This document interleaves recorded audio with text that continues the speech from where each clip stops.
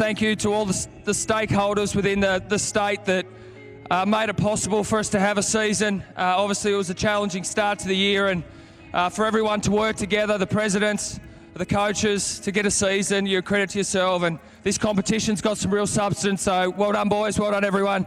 Yeah, it probably would have been the last club, to be honest. I would have found myself coaching at, given the rivalry that was created in 2012 and 13.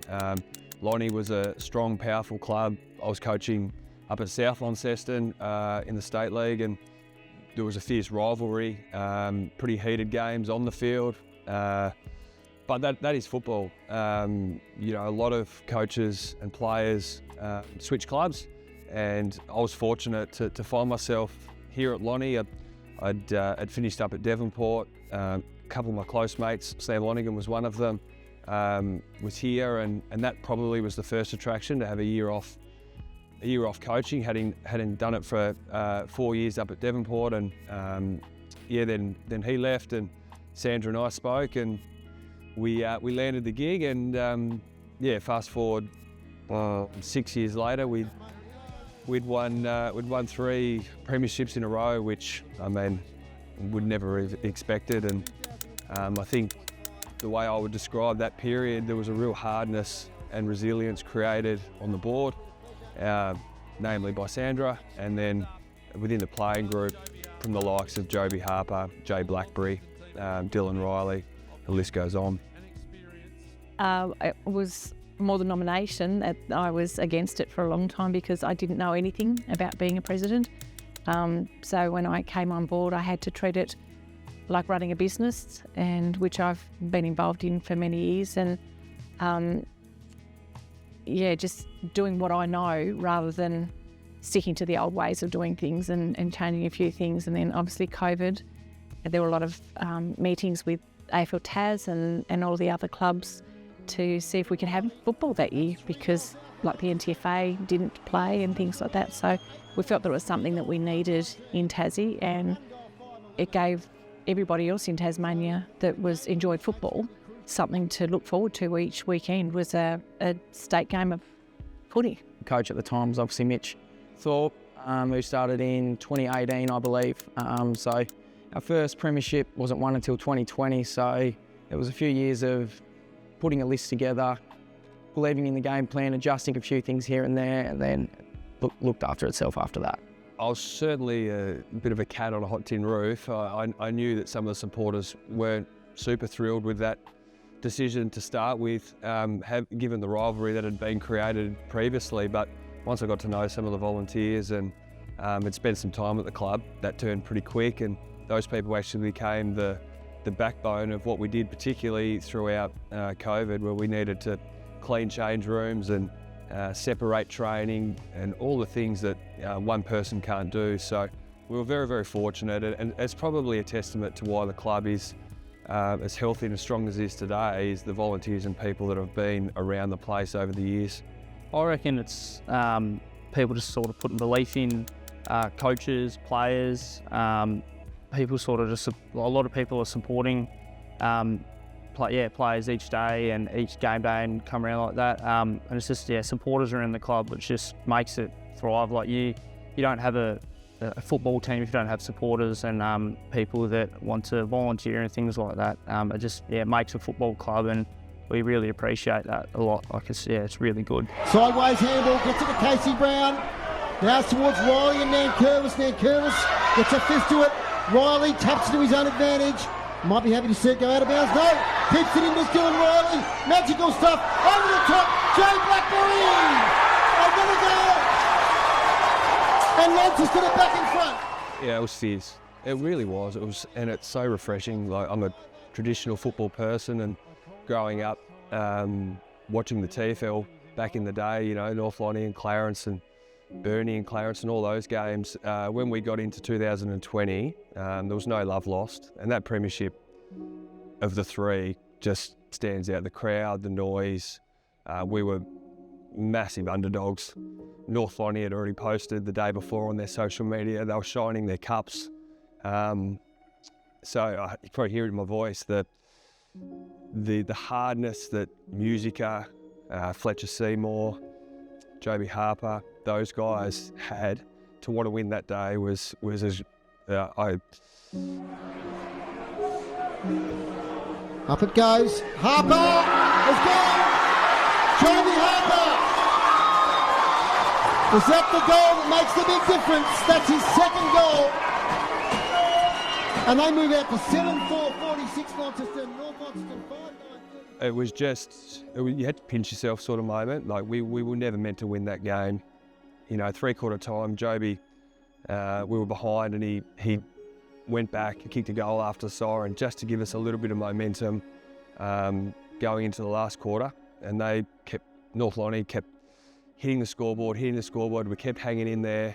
And then we eventually broke the game open, and it was the toughness of a Michael Musica who, won't mind me saying, didn't love training, didn't love anything other than Saturday, because when he ran out and he had white line fever, and he was probably one of my favourite teammates because you knew exactly what you were going to get from him. And that game, he was pretty important to us. Inside 50, McCulloch over the top. House going to see it out if he can. There comes the tackle, and there it is. Launceston Football Club are the premiers for 2020. They defeat North Launceston 8-4-52 to North Launceston 5-9-39. Congratulations to the Launceston Football Club, to Mitch Thorp. We had a pretty good list at the time, and we just sort of added a few numbers here and there, a few players, and then in 2019 when we lost the prelim, we lost a couple of prelims in a row, and as long as we sort of stuck together, we knew that eventually that we were going to probably crack into the grand final and hopefully have a chance of winning it. Full credit to North Lonnie. They're a formidable team and have been for seven years now, and it took everything we had to beat you blokes. So Taylor, well done. There was an understanding that both clubs had substance. There was an understanding that both clubs were run and governed well, but there was a lot of dislike, and that's great. That's great because footy should mean something. It still does, and I'm sure going into this year, into the new phase of Northern footy, come Lonnie v North Lonnie, there'll be a lot of eyes watching the game and a lot of combative contests on the field. Coach, and he really wanted Launceston to win today.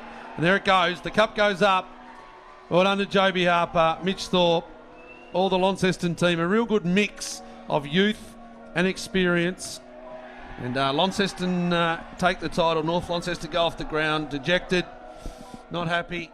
And, they were in the game. It was just...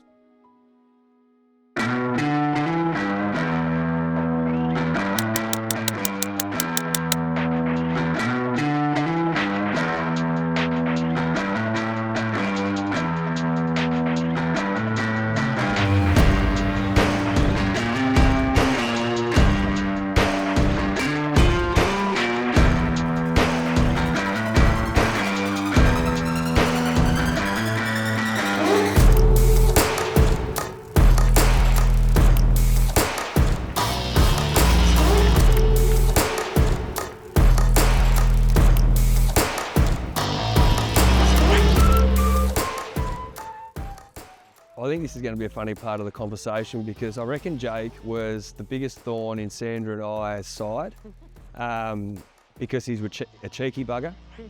He always pushed the boundaries, but he was hard and he's tough and he could play at an exceptionally high level. I remember before the 21 semi-final, he had a picket go through his shin, impaled himself on a picket with Sonny Whiting, who he works for as a former grader of the footy club. He sent me a photo in hospital 4 days before, 17 stitches, should not have played. Came out and kicked 3 goals in the first quarter. So whilst Jake was a pain in the bum, I can clearly see why he's now coaching the club, and hopefully his footy on the field does the talking and we can all support the club winning games in the future.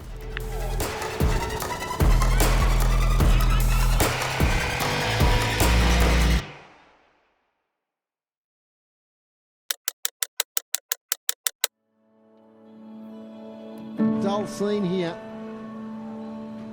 with these weather conditions. Here's Paul Freeman again. Snaps another goal.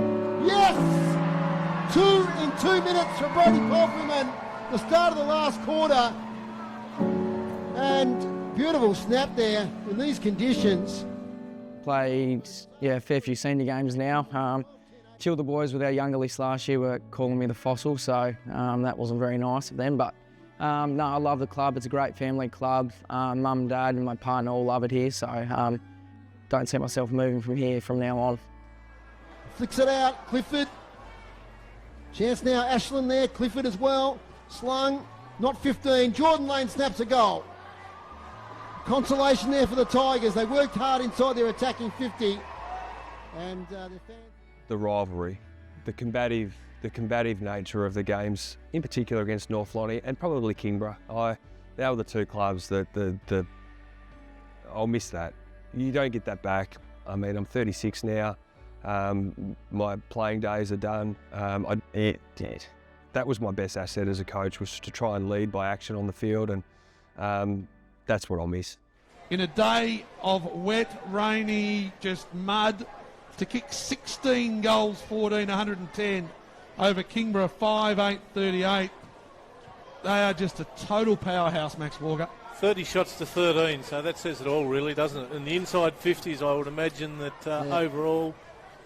About 16 to 12 this quarter, so the Tigers... I know they haven't been big, but they haven't been able to score, though, have they? That's the trouble. And it just showed that goal, then, the unselfishness of the Launceston team. There it is. 3 in a row to Launceston Football Club. They've done it again here in 2022. The dominant team in the competition. Great reward for effort. Congratulations to the coach, Mitch Thorp, his team, and his committee behind him at Launceston Footy Club. Yep, I'm very proud of what Sandra and I were able to achieve. She'd be the only president, through a pandemic to lead a club to four premierships in that year. Pretty good stuff. We got on really well. We had a great relationship, but don't get me wrong, there were nose-to-nose days where that wasn't healthy. Plenty of fiery conversations and plenty of, but that was the hardness and the resilience that was formed and the respect we had for each other, that we were prepared to have tough conversations. And a lot of the time, I didn't get what I wanted. Sandra was strong enough to run it like a business. If it was best for the business, yes. If it was not best for the business, no. And ultimately, that's what teased out the outcome of having success, not just at the senior men's level, but the women won premierships, the under-18s won premierships, the Development League won premierships. We had players drafted to the AFL, Leake, McKercher, Schoonmaker, Isaac Chugg. So it wasn't just the senior program, it was the club as a whole. And a lot of that was through someone different, looking at it through a different lens, and not shying away from tough conversations with traditional football people. To our boys, super proud of you. Coached a few of you for a little while now, and just the brand and the standard that you guys set from early November through to late September is competition leading.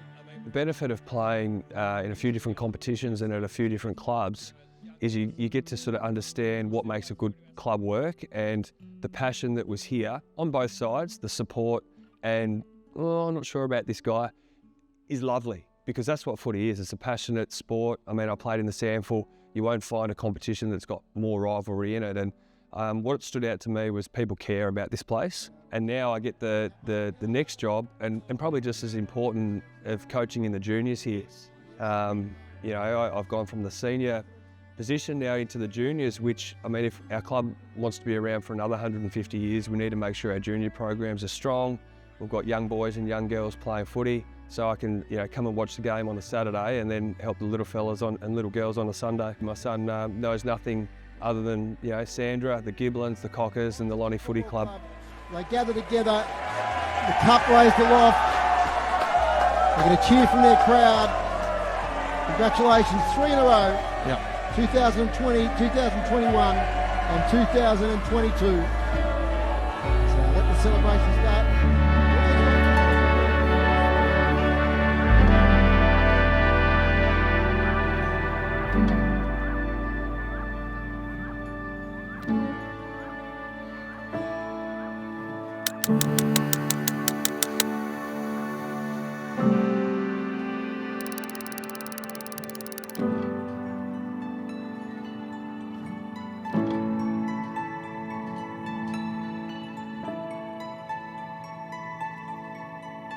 you.